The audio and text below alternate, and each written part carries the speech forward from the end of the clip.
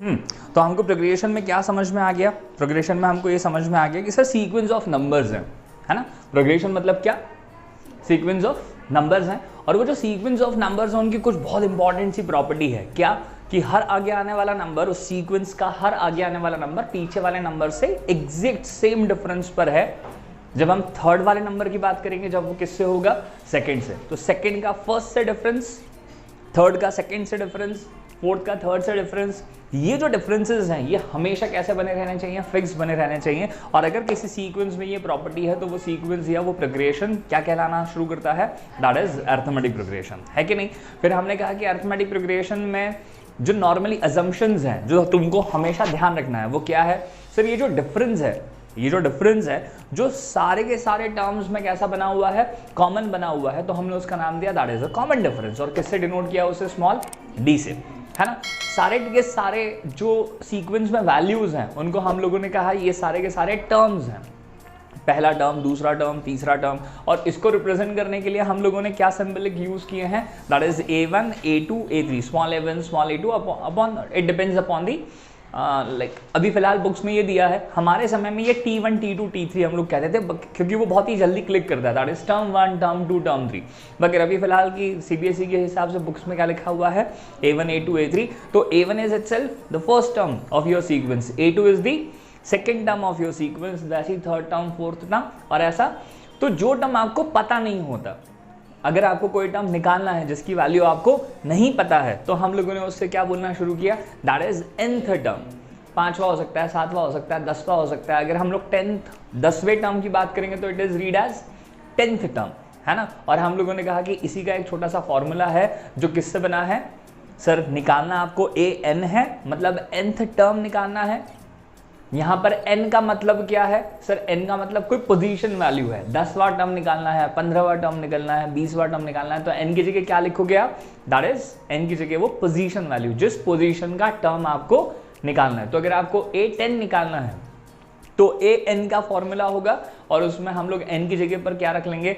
10 रख लेंगे, तो वो क्या बन जाएगा? इट विल बिकम A10, है ना। तो तीन चीजें इनिशियली जब आपने शुरू किया तो सबसे पहले क्या था?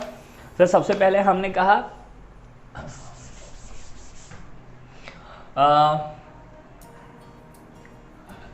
A या A1 क्या था ये? That was first term of AP, है ना। फिर उसके बाद दूसरी चीज हमने कहा दैट वाज सर D। क्या था D? तो हमने कहा था वो कॉमन डिफरेंस। सर ये कॉमन डिफरेंस ही बड़ा इंपॉर्टेंट रोल प्ले करता है। अगर ये कॉमन डिफरेंस कॉमन नहीं है, वाह वाह, अगर ये कॉमन डिफरेंस कॉमन नहीं है तो फिर उस कंडीशन में हमारा जो प्रोग्रेशन है, हमारा जो सीक्वेंस ऑफ नंबर है वो क्या नहीं कहलाएगा? वो AP कहलाएगा ही नहीं, है ना। ये पहली चीज थी। और फिर उसके बाद हमने कहा था कि AN क्या रिप्रेजेंटेशन है? AN nth term of AP, है ना। और इन तीनों के बीच में सर A, D और AN के बीच एक रिलेशन था, और वो रिलेशन कौन सा था? That is AN is equals to A plus n minus 1 into D, है ना। AN में यहां पर n क्या है? सर जिस टर्म की वैल्यू आपको चाहिए उसका पोजीशन। अगर मुझे 10वां टर्म चाहिए, मुझे 20वां टर्म चाहिए, मुझे 25वां टर्म चाहिए, तो n की जगह क्या रखेंगे यहां पर और यहां पर? सर 25। अगर यहां 25 रखेंगे तो ये ऑटोमेटिकली क्या दिखने लग जाएगा? A25 मतलब 25th टर्म। A की वैल्यू पता होनी चाहिए n, ऑटोमेटिकली n की जगह क्या आ चुका है? 25 आ चुका है। D की वैल्यू पता होनी चाहिए, ये छोटा सा कैलकुलेशन करेंगे और तुम्हें क्या मिल जाएगा? A25 मिल जाएगा, हाँ या ना। ओके, अब आगे कहीं कहीं पर ये जो AN है इसको वो लोग एक और चीज से रिप्रेजेंट करते हैं, दैट दे यूजुअली से लास्ट टर्म। क्या कहते हैं उसे? Last term. तो अभी अपन ज्यादा डिस्कशन नहीं करते, बस आपको ये चीज एज एन अमेंडमेंट ध्यान रख लेनी है कि AN की जगह पर आप क्या भी यूज कर सकते हैं इसका as a word last term, और AN की जगह आप इसे क्या भी लिखते हैं कहीं कहीं दैट इज L, मगर फॉर्मूला चेंज नहीं होता। क्यों नहीं होता? लास्ट टर्म और क्या nth टर्म एक ही बात है क्या? तो जैसे जैसे क्वेश्चन करेंगे ना वैसे वैसे तुम्हें समझ में आ जाएगा। तो वापस सर जो भी सीक्वेंस दिया है उसका फर्स्ट टर्म किससे रिप्रेजेंट किया जाता है? A या A1, नॉर्मली सारे term sequentially A1, A2, A3, A4 से रिप्रेजेंट किए जाते हैं। हर आगे आने वाले टर्म का पीछे वाले टर्म के साथ जो डिफरेंस है वो हमेशा सेम होना चाहिए, तभी हमारा सीक्वेंस क्या कहलाता है, अर्थमेटिक प्रोग्रेशन कहलाता है। और वो जो डिफरेंस है उसे हम लोगों ने नाम दिया है कॉमन डिफरेंस, जिसे हम यहां पर किससे डिनोट करते हैं, स्मॉल d से। Third, nth term of this progression is represented by an, जिसका फॉर्मूला क्या है, an is equals to a plus n minus 1 into D. जब मैं आपको कह रहा हूं, मैं तीसरी बार बोल रहा हूं, अगर मैं आपको कहता हूं nth टर्म, तो n क्या है सर, जो भी टर्म आपको चाहिए उसका लोकेशन या उसका पोजीशन वैल्यू, है ना। अगर आपको 15th टर्म चाहिए तो यहां पर आप क्या लिखेंगे, तो 15th टर्म के जैसा दिखाई देगा A15, उसके लिए n की जगह क्या डालना पड़ेगा, 15 डालना पड़ेगा। तो यहां भी 15 और यहां पे भी 15, मगर a का वैल्यू और d का वैल्यू मतलब फर्स्ट टर्म और कॉमन डिफरेंस आपको पता होना कंपलसरी है। अगर ये तीनों चीजें पता है तो आप आसानी से कोई भी टर्म हमारे प्रोग्रेशन का कैलकुलेट कर सकते हैं। कंफर्म हो गया ये, ओके।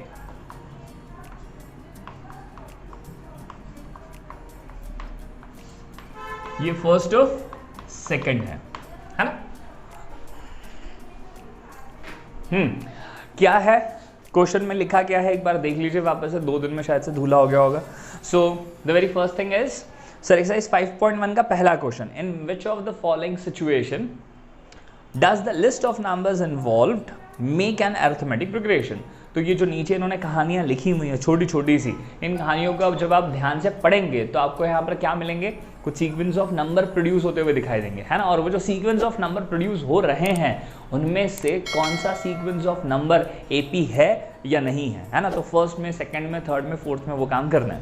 तो फर्स्ट वाला हमारा ऑलरेडी हो चुका है, हम सेकंड से बात कर रहे हैं। क्या लिखा है देखें जरा, the amount of air present in a cylinder, the amount of air present in a cylinder when a vacuum pump removes 1/4 of the air remaining in the cylinder at a time। तो मुझसे सुन लीजिए, यहाँ पे थोड़ा सा complicate लिखा हुआ है। इट इज समथिंग लाइक कि आपके पास एक सिलेंडर है जिसमें कुछ गैस भरा हुआ है और उसमें से आप वैक्यूम से क्या निकाल सकते हैं, कुछ गैस निकाल सकते हैं।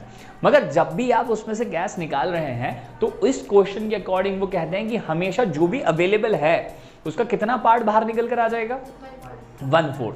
1/4 का मतलब क्या होता है, अगर उसमें 100 यूनिट्स गैस है, अगर उसमें कितनी यूनिट गैस है, 100 यूनिट गैस है, तो उसका कितना पोर्शन बाहर निकल आएगा, 1/4 मतलब 25%, है ना। तो 100 यूनिट अगर हमारे पास गैस है किसी सिलेंडर में और आपने उसमें से पहली बार क्या किया, गैस रिमूव किया, तो कितना गैस बाहर आ जाएगा सर, 25 यूनिट्स बाहर आ जाएगा, है ना। तो बच कितना जाएगा, पहली बार के रिमूवल में कितना बचेगा, 75। मगर आप इसके बाद वापस से रिमूवल किया तो सर वापस से क्या 1/4 बाहर आएगा, हाँ। मगर अब वो किसका 1/4 बाहर आएगा, क्या 100 का आएगा, नहीं। जो अवेलेबल है मतलब 75 यूनिट्स का जो गैस बचा है अब इसमें से बाहर आएगा, हाँ या ना। तो इस कंडीशन में जो वापस से नया अवेलेबल अमाउंट ऑफ गैस है वो हम कैलकुलेट करेंगे तो तुम्हें पता पड़ेगा कि कुछ नंबर निकलेगा। जैसे 100 में से 25 निकाला था तो 75 आया था, फिर 75 में से वापस से 1/4 निकालेंगे तो वापस एक नया नंबर आएगा, फिर वो जो आएगा उसमें से वापस से 1/4 निकालेंगे तो वापस से एक नया नंबर आएगा। ऐसा कब तक करेंगे, कुछ 4-5 टर्म तक कर लेंगे।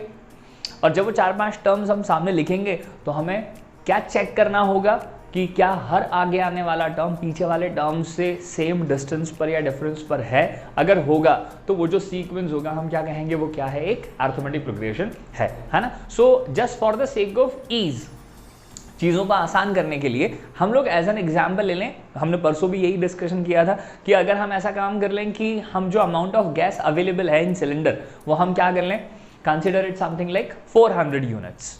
क्यों सर, उसका 1/4 करना आसान होगा। आपको लगता है तो आप 1600 यूनिट्स भी ले सकते हैं, 800 भी ले सकते हैं। Just for the sake of ease हमने उसे क्या कर लिया, 400 यूनिट्स, है ना। तो अगर हम लोग ये कंसिडर करें, late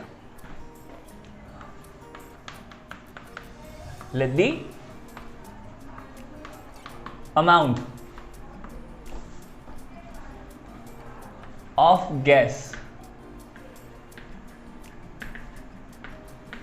available initially in gas cylinder B 400 units. Sir हर बार तो हम लोग वो x के साथ काम करते हैं, तो अब x के साथ क्यों नहीं काम कर रहे हैं? क्योंकि x के साथ काम करने में थोड़ा सा ज़्यादा आपको कन्फ्यूजन हो जाएगा, है ना, मुझे ऐसा लगता है। मगर अगर आपको ऐसा लगता है कि सर 400 ही कैसे, आपने मन से कैसे 400 ले लिया, ये तो नहीं लिखा था वहाँ पर, तो एक बार सिर्फ अंदाज़ा दे रहा हूँ। अगर आपको लगेगा कि नहीं नहीं नहीं 400 से नहीं करना है, हमको कैसे करना है, जैसा हमेशा बचपन से करते हुए आए, लेट द फलाना बी x, है ना, तो हम उसको फिर किससे भी करके देख लेंगे, आपके लिए x से करके देख लेंगे, बिल्कुल परेशान मत होइए, है ना। तो अगर पहली बार कितना यूनिट्स है सर, हमारे पास 400 यूनिट्स है। After first removal, after first removal of gas, है ना, कितना बचेगा सर? 400 यूनिट्स तो आपके पास था, 400 यूनिट्स आपके पास था, और आपने क्या कहा था, कितना निकल के बाहर आने वाला है? तो जितना अवेलेबल है, देखिए जरा, 400 उसका ही, 400 का ही 1/4 क्या करना है सर, रिमूव करना है। तो क्या करना है, जो टोटल अवेलेबल है उसमें से माइनस कर देना है वापस। सर अभी अवेलेबल फर्स्ट टाइम इनिशियली कितना अवेलेबल है, 400।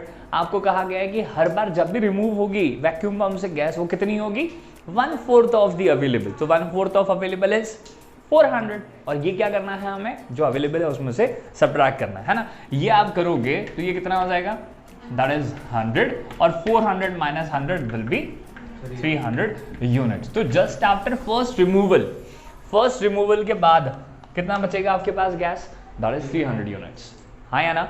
सो पहले 400 था, एक रिमूवल हुआ और कितना बचा है अब, 300, है ना। After second removal,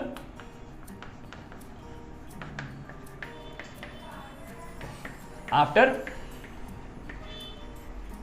second removal of gas, बताएं जरा सर अब अवेलेबल कितना है, सर अवेलेबल अब 300 है ना। और अगर अवेलेबल 300 है तो अब जो रिमूवल होगा वो भी किसका होगा सर, 300 का 1/4। हैविंग डाउट है ना। रिमूवल मतलब सर सब्ट्रैक्शन, 4 को आप 300 को 4 से डिवाइड करेंगे, it will give you 75 and it will become 225 units. बोलो जरा, तो पहले 400 था, पहली बार गैस रिमूव किया तो कितना बच गया, 300, और वापस से क्या किया, एक और बार रिमूव किया तो कितना बच गया, 275। हालांकि तो काम यहीं से समझ में आ रहा है, बोलो यार, नहीं समझ में आ रहा क्या, क्यों? क्योंकि सर कॉमन डिफरेंस यहां पर निकालोगे, 300 माइनस 400 करोगे तो कितना मिलेगा, -100, और यहां पर करोगे तो सर -75। पहले 3 टर्म में ही हमको समझ में आ रहा है कि ये क्या नहीं बन पाएगी, ए बी। अगर आगे वापस से नया वैल्यू प्रोड्यूस हुआ और उसमें डिफरेंस 75 हुआ भी तो भी ए बी तो नहीं होगी, क्यों? क्योंकि इन दो टर्म्स में तो क्या नहीं हो रहा है, कॉमन डिफरेंस सेम नहीं है। बट स्टिल हमारी आपकी भावनाओं के लिए एक और बात चाहिए हमें, तो एक और टर्म डेवलप कर लेते हैं। After third removal of gas, कितना होगा sir? After third removal of gas is, sir available कितना है, 225, और इसी का ही कितना सर, इसी का ही 1/4 आप अवेलेबल में से रिमूव करिए। सो 225 को 4 से डिवाइड करेंगे तो 50 एंड 6.25, है ना। सो दैट इज 225 माइनस 56.25, कितना बचेगा बताओ जरा, 25 25 6 168.75 यूनिट्स, ठीक है। Therefore the sequence will be, ये हटा सकते हैं ना, ये तो पहले से लिखा हुआ है, हमको पता है ये सब कुछ।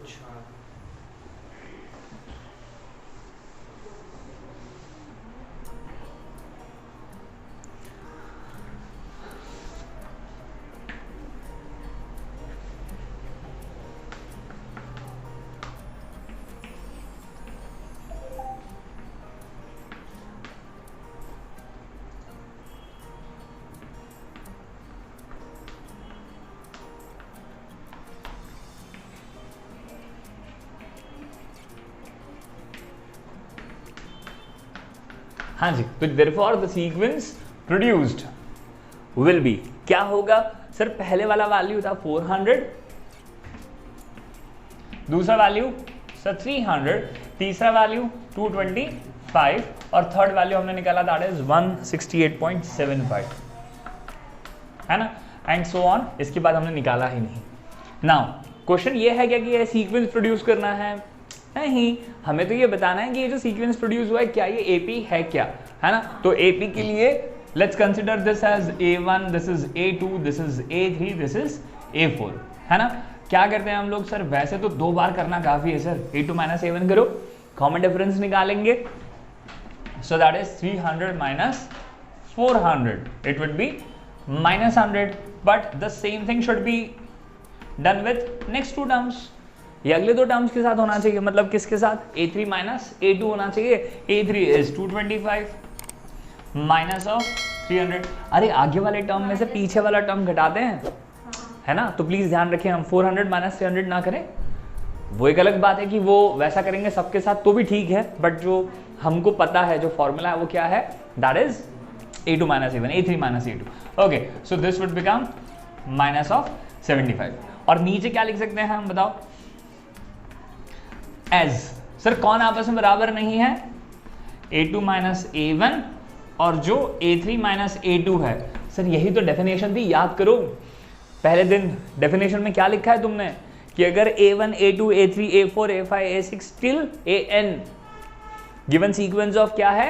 नंबर है, और अगर A2 minus A1 equals to A3 minus A2 equals to A4 minus A3 minus A4 minus A3, ये डिफरेंसेस सारे अगर कैसे हों? इक्वल हुए तो वो जो सीक्वेंस है वो क्या कहलाता है?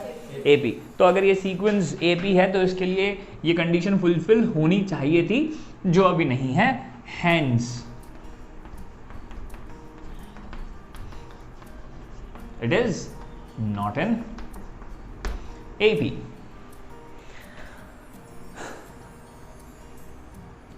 क्या ये ठीक है?